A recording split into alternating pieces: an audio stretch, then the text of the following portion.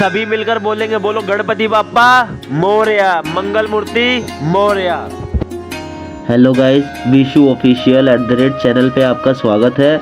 आज हम बात करने वाले हैं उस देवता की जिसे हर शुभ काम में पहले याद किया जाता है, जो बुद्धि के देवता है और विघ्न हरता भी है, भगवान श्री गणेश जी। चलिए सुनते हैं जन्म से लेकर अंत तक उनकी दिव्य कहानी।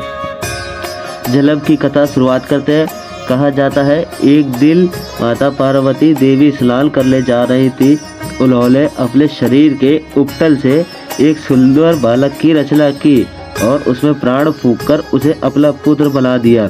माता ने उसे द्वार पर खड़ा कर दिया और कहा, जब तक मैं बाहर ना आ जाऊं किसी को अंदर मत आने देना।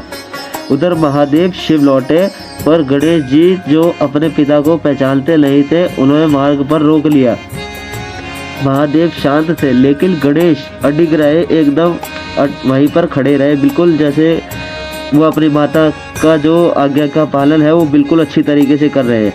तो देवताओं ने समझाया पर गणेश जी नहीं वाले, और उन दोनों के बीच एक घमासान युद्ध हो गया कि दोनों एक दूसरे को जानते भी नहीं थे, कुछ भी नहीं था। और तभी युद्ध हुआ और आखिरकार शिव जी ने क्रोध में आकर गणेश जी का जो सिर है वो धड़ से अलग कर दिया। जब माता पार्वती को यह बात पता लगी तो वह भागते भागते बाहर आई, और जब तो उनका क्रोध सातों लोकों में फैल गया। जब उन्हें पता लगा कि उनके जो पुत्र है उसका सिर धड़ से अलग कर दिया महादेव ने, तो और उन्होंने उन सबसे कहा, यदि मेरा पुत्र वापस नहीं जगा तो मैं पूरे सृष्टि का विनाश कर दूंगी। सभी देवता भयभीत हो गए। तब महादेव ने अपने गणों को आदेश दिया और उत्तर दिशा जो भी पहला जीव मिले वो लेकर आने को कहा, और जो उनके देवगण है वो गए। तो वहाँ पहला जीव एक हाथी था। गणेश जी के शरीर पर वह सिर लगाया गया और महादेव ने उसे नया जीवन दिया। आज हम बात करते हैं जो गणेश जी का जब नया जीवन दान दिया गया तो क्या क्या वरदान मिले, ये सब बात करते हैं। तो माता पार्वती शांत हुई और महादेव ने घोषणा की कि गणेश केवल मेरा पुत्र ही नहीं बल्कि वे देवों में प्रथम पूज्य होंगे। हर पूजा, हर हवन, हर शुभ काम में गणेश जी से ही शुरू होगा। इस प्रकार गणेश जी बने और विघ्नहर्ता बने, बुद्धि के देव बने और सिद्धि विनायक बने, जिनका हम लोग कुछ भी शुभ काम करते हैं, शादी वगैरह, विवाह, हवन वगैरह कुछ भी होता है तो सबसे पहले उनको जो है निमंत्रण दिया जाता है, उनको पूजा जाता है। और ये तो गणेश जी की कहानी थी। आइए हम बात करते हैं जो गणेश जी के मूषक जी हैं वो कैसे बने। तो एक बार एक दैत्य था दानव, तो जिसका नाम था किरमेर।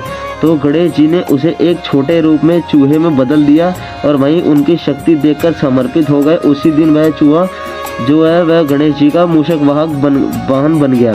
अब बात करते हैं महाभारत जो लेखन था उसके बारे में, जो महर्षि वेदव्यास और गणेश जी ने आपस में मिलकर लिखी थी उसके बारे में बात करते हैं।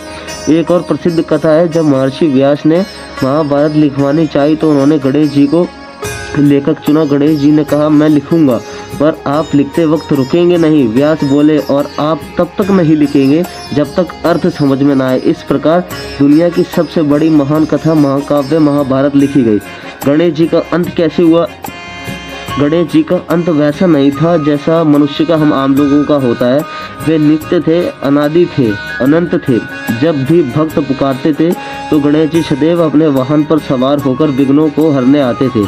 उनकी कथा का अंत नहीं बल्कि हर भक्ति की जिंदगी में उनकी शुरुआत होती रहती है। अगर दोस्तों आप लोगों को गणेश जी की दिव्य कथा पसंद आई हो तो वीडियो को लाइक करें, शेयर करें और सब्सक्राइब करना ना भूलें। या कुछ भी शुभ काम हो तो उसमें सबसे पहले गणपति बाप्पा मोरया कहना ना भूलें, क्योंकि हर शुभ काम की शुरुआत गणेश जी से ही होती है। एक बार आप सभी मिलकर नाम लेंगे, बोलो गणपति बाप्पा मोरया, मंगल मूर्ति मोरया, प्रभु सबके काम बनाना। जय गणेश। धन्यवाद।